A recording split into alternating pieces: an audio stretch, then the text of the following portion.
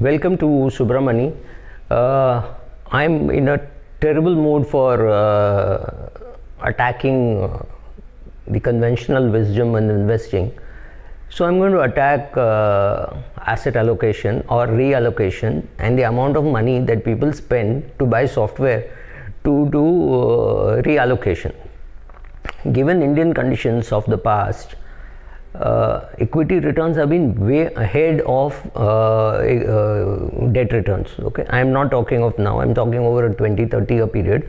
Let's say along with dividends, if you got 17% or 18% in equity and you got 8% in debt, not allocating or rather not reallocating would have got you better returns than while allocating. But I can write enough articles saying how you should have reallocated in 2008 and in 1999 and maybe even in 2001 and all those, pick all those dips and say if you had reallocated you would have got better return. That's not the purpose. Let's look at it this way. When you go to attend a wedding in North India, chances are there will be guns, there will be people firing, and every year somebody gets killed. Either sometimes even the groom himself gets killed. So we will all be scared when we see the guns, and we are afraid that there will be some gun which will kill somebody. But let us take a marriage where some 2,000-3,000 people are attending.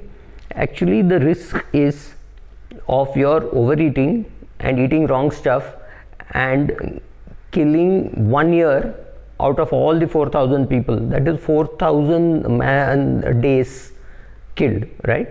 So a risk that we fear is a bullet, and the risk that we should really fear is perhaps the wrong food that we eat consistently over long periods of time.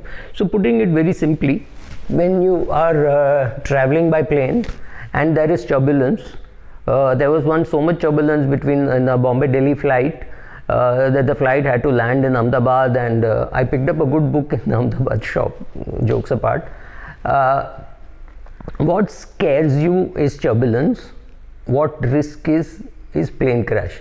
What risk is in your financial goals is you not being able to meet your goals. That's all. In your financial life, not just in your financial goals. In your financial life, what is the risk? What is the risk for my mother at 82 in her portfolio? There is only one risk of her not being able to have enough money for the rest of her life. Assuming she needs hired help, she needs a cook, she needs somebody to help her with her daily chores, whether her money will be sufficient to meet all those needs. That's all. She's not worried about standard deviation of her portfolio, whether her stupid son is capturing the alpha or the beta. Doesn't really matter. Similarly, in every portfolio, what is important is, can you meet the goals or can I not meet the goals? Now suppose I have done my calculations and I realize that by the time I am 75, if I can put 3 crores and buy an annuity, that will take care of me till maybe my age of 110 given the level of inflation.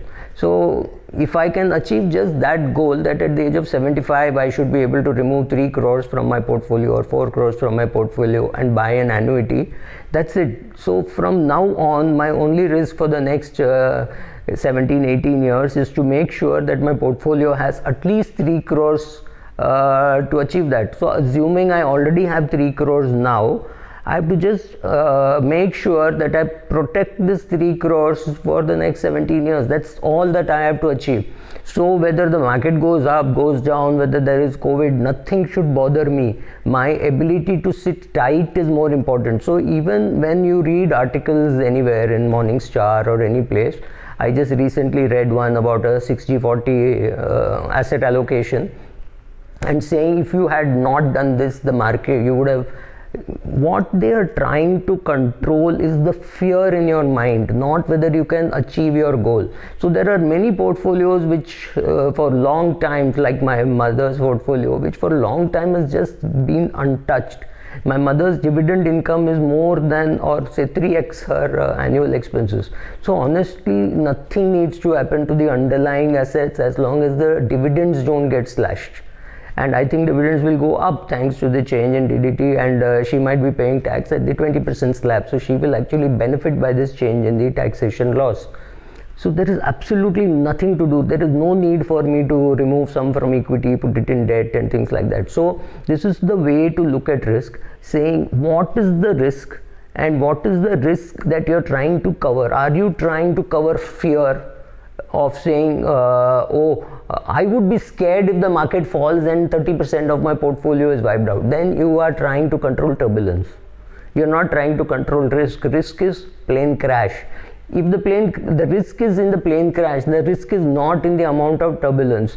Assuming I take a Mumbai-Delhi flight and the flight is turbulent, I will be upset, I will have a stomach upset, maybe I'll vomit, maybe I'll promise God that if this plane lands, I will put some money in your hundi, I'll come and visit you. I will do all that. I am dealing with fear. I am not dealing with risk. Risk is the plane crash. If the plane crashes, there is nothing to be done. But during the journey, if you can stay calm, even if your plane is doing this, but you can stay calm, then you have conquered risk. So don't be afraid of risk, right? So what has happened is, during this COVID times also, a lot of people will come and tell you that if there is more equity in your portfolio, there is more risk. Completely wrong. This is humbug. If there is more equity in your portfolio and you need the money at that point in time, there is a chance that you will feel bad that you are selling equities at a bad time. That is about all. But if you have, like for example, if I already have 5 crores and I realize that I need only 3 crores at the age of 75, and if I see my portfolio drawdown happening over the next 3 years, it's a terrible market, and my portfolio comes down from 5 crores to 3 crores, I still don't have to worry if I'm very clearly focused that I need 3 crores by the time I'm 75 and I have about 20 years to go. So I know it will grow, and that 5 crores or 3 crores will buy me enough annuity to last till the end of my life, assuming 6-7% kind of inflation. And as the country develops better, the inflation will be lower, quality of goods will improve, and the bank returns will go down, but still the 3 crore annuity will sustain me for the rest of my life, because I will get about 1 lakh rupees per month, which I estimate to be enough for me and my wife, or me alone or my wife alone, obviously, and for the rest of our life. So if I have the numbers very clear, if I have the mind very calm, I should not be worried about the turbulence. I should be worried about the crash. If it crashes, there's nothing to be done. You really can't avoid that. If you are in a plane where due to some reason the plane crashes, there's nothing you can do. But what happens is, turbulence will scare you and you will believe that you can do something. You can't, right? So reallocation is more for your mind than for your portfolio.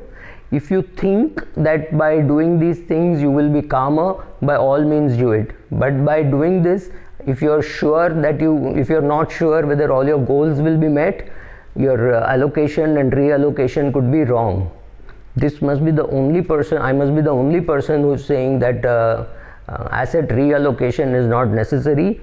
Do a tactical asset allocation. Like for example, I need to pay say 50 lakhs for my daughter's education, which is within the next 2-3 years. Then yes, tactically speaking, I should not put any more money into equities. Whatever I earn, I should keep it in debt. And some equity which I sell, I should again not reinvest. I should keep it as cash and make it available to my daughter. That is a tactical asset allocation, because I need that money in the next 2-3 years. My long-term goals can be in equity, immaterial of how the market fluctuates, because if I think the probability of getting a better return in equity is higher than in getting in a debt fund or debt instruments, I should stick to equity. Should I stick to direct equity or should I stick to equity mutual funds? Again, my call on how I think my direct equity portfolio is going to perform over the next 17 years, by which time I think I would have bought my last annuity. That's all. So the risk actually is you not being able to meet your goal. It is not the turbulence that will be there for you to reach your goal. The risk is reaching the destination, not how much your plane wobbles during that ride. Don't try to conquer that. That doesn't make sense, because you'll never be able to conquer that. you have to conquer your mind. That is more important. Thank you.